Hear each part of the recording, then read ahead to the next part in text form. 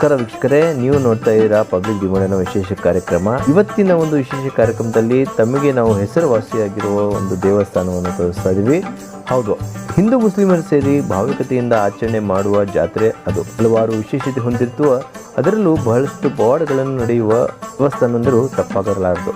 ಆದರೆ ಆ ದೇವಸ್ಥಾನ ಯಾವುದು, ಎಲ್ಲಿದೆ, ಏನು ಅಂತ ನಾವು ಹೇಳ್ತೀವಿ ಬನ್ನಿ ವೀಕ್ಷಕರೇ.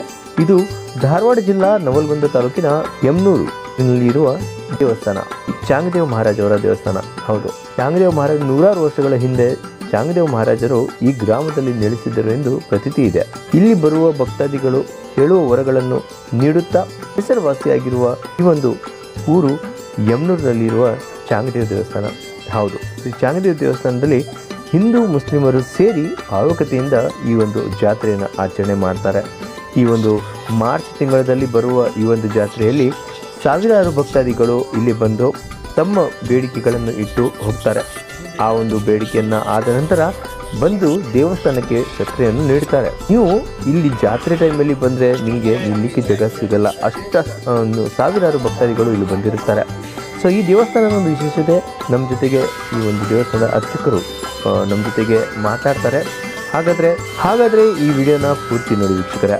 ವಿಡಿಯೋನ ಇಷ್ಟ ಆದರೆ ಲೈಕ್ ಮಾಡಿ, ಶೇರ್ ಮಾಡಿ, ಹಾಗೂ ನಮ್ಮ ಚಾನೆಲ್ನ ಸಬ್ಸ್ಕ್ರೈಬ್ ಮಾಡಿ. ನಮಸ್ಕಾರ.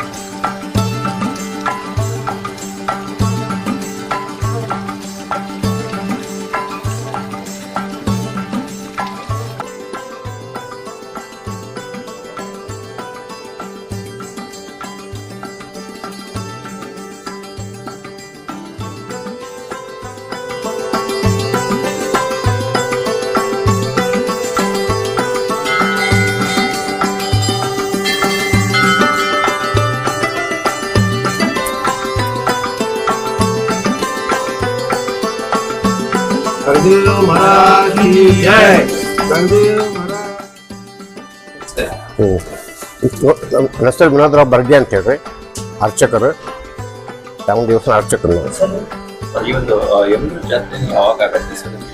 ಮಾರ್ಚ್ ತಿಂಗಳಾಗತ್ತೆ, ಹುಳಿನ ಆದ್ಮೇಲೆ ಆಗತ್ತೆ.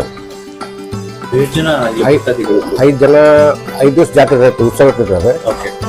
1ನೇ ದಿವಸ ಪರಾಸ್ ಅಂತಾರೆ, 2ನೇ ದಿವಸ ಗಂಧಾಭಿಷೇಕ, 3ನೇ ದಿವಸ ಉರುಸ ಅಥವಾ ಉರುಸ್ ಅಂತಾರೆ ಕೆಲವು. 5 ಕಾರ್ಯಕ್ರಮಗಳನ್ನು ಹಮ್ಮಿಕೊಡ್ತೀವಿ ಸರ್.